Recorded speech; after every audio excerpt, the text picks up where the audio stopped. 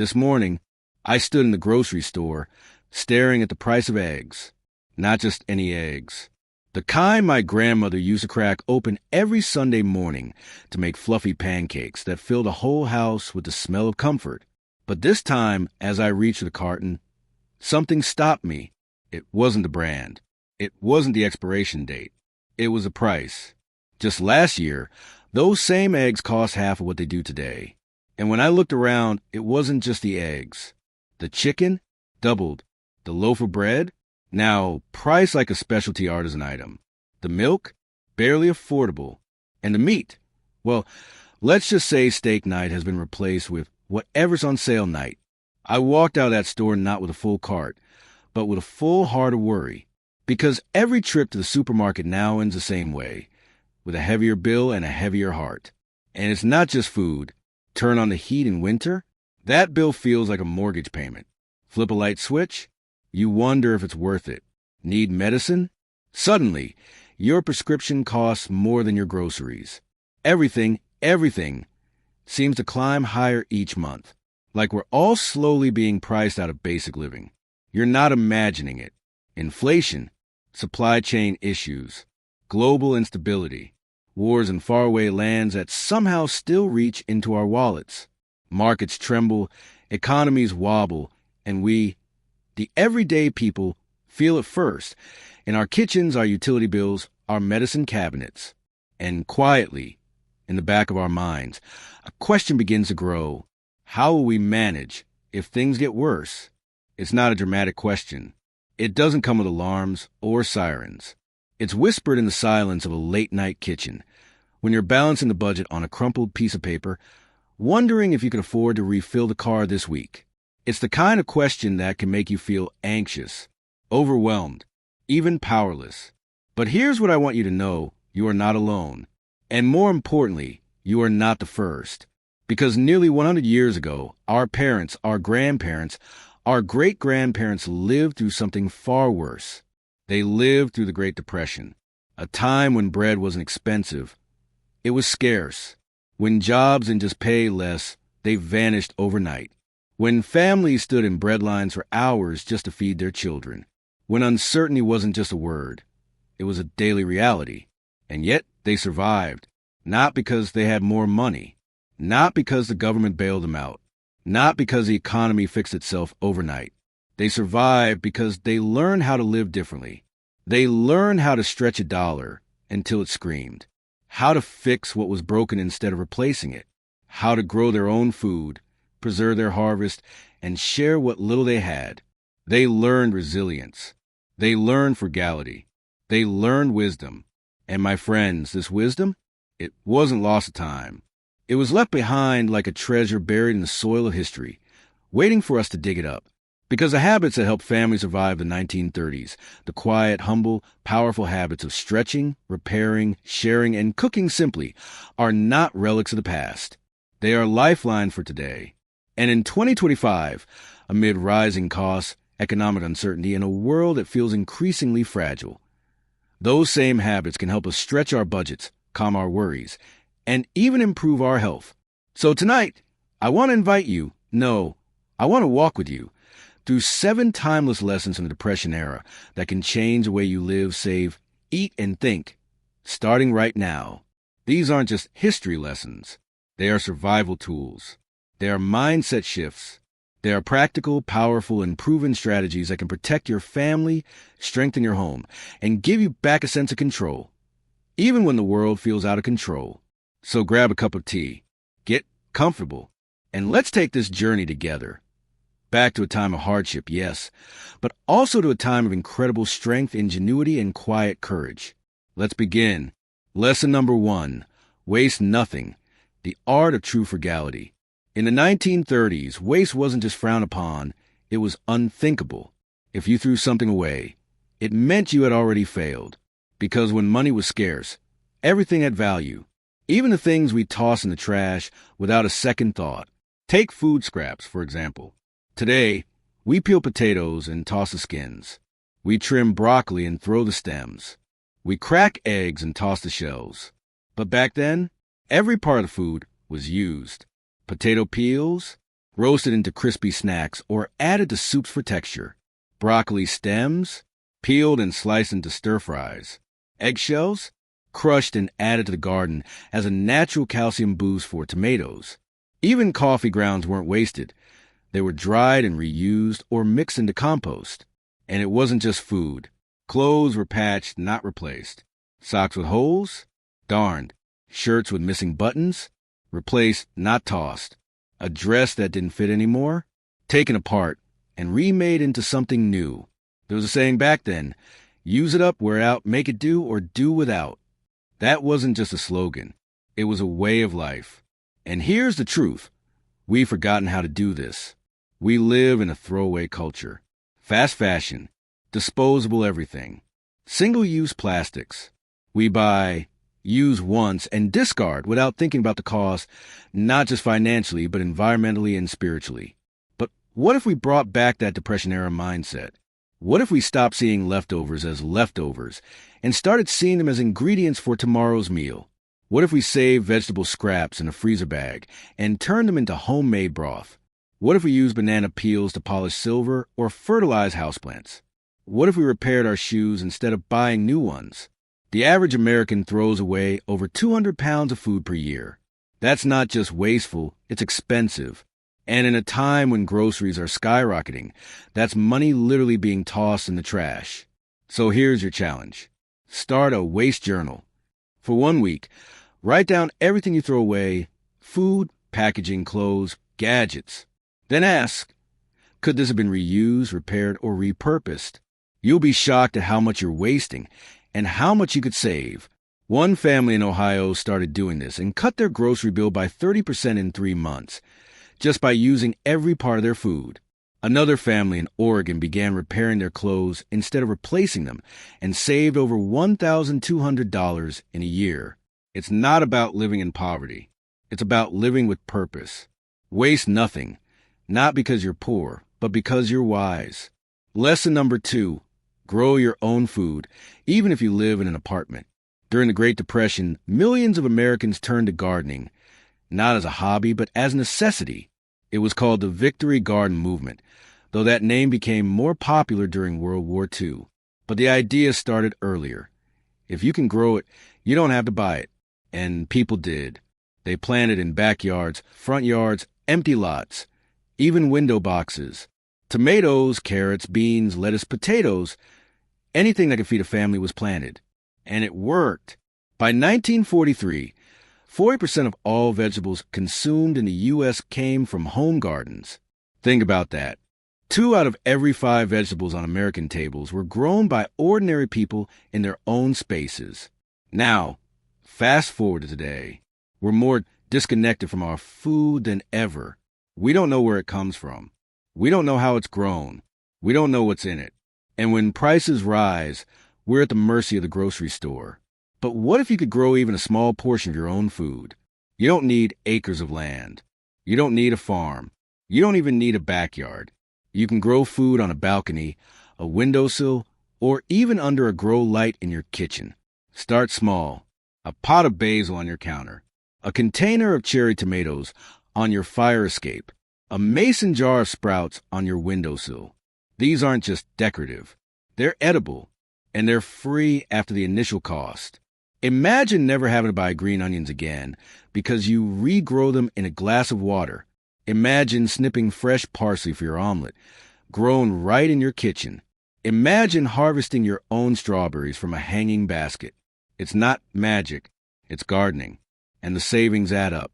One study found that a well-maintained 600-square-foot garden can produce over $600 worth of vegetables per year.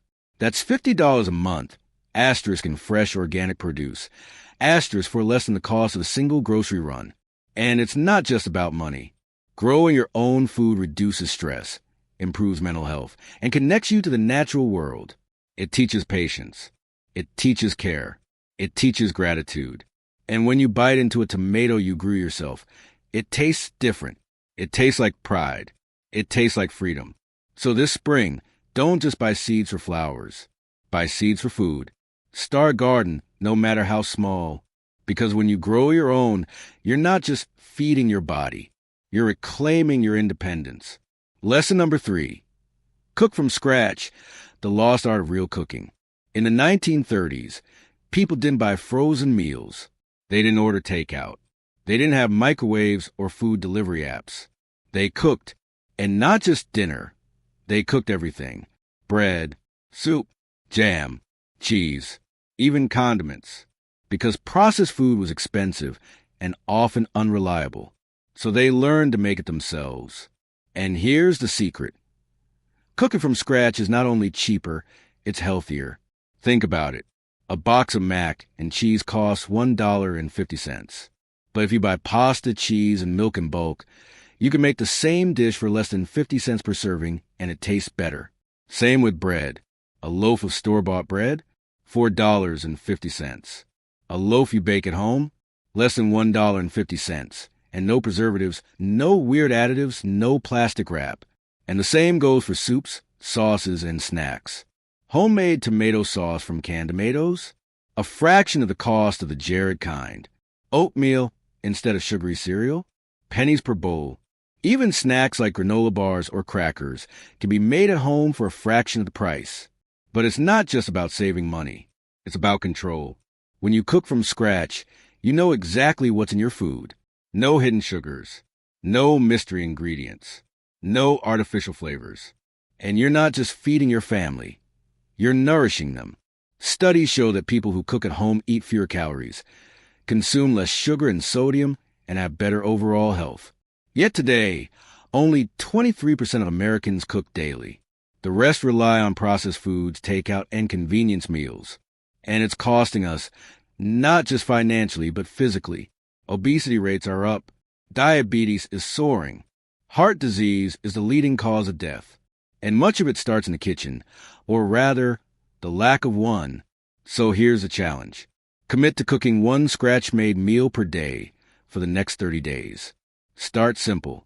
Scrambled eggs with veggies, homemade soup, a roast chicken with potatoes. Use leftovers to make new meals. Chicken bones become broth. Leftover rice becomes fried rice. Cook in batches. Freeze portions. Label and date them. Soon, you'll have a freezer full of homemade meals, ready in minutes. Cheaper than takeout and infinitely better for you. And as you do, you'll rediscover something powerful. Cooking is not a chore. It's an act of love. It's a way to slow down, to be present, to create something with your hands. And in a world that's moving too fast, that's a radical act. Lesson number 4, barter and share, the power of community. In the Depression era, money wasn't the only currency. People traded. They bartered. A pound of tomatoes for a pair of socks, a haircut for a pie, a day of labor for a sack of flour. There were no apps, no middlemen, just trust, need, and connection. And it worked. Because when cash was scarce, value was still everywhere. Someone had skills. Someone had goods. Someone had time. And by sharing, they survived. Today, we've lost that. We've become isolated, individualistic. We buy everything we need, often without even meeting our neighbors. But what if we brought back the spirit of bartering? What if you traded your gardening skills for homemade bread? What if you offered to babysit in exchange for car repairs? What if your community started a skills swap night where people teach each other how to knit, fix a bike, and food, or play guitar? It's happening already.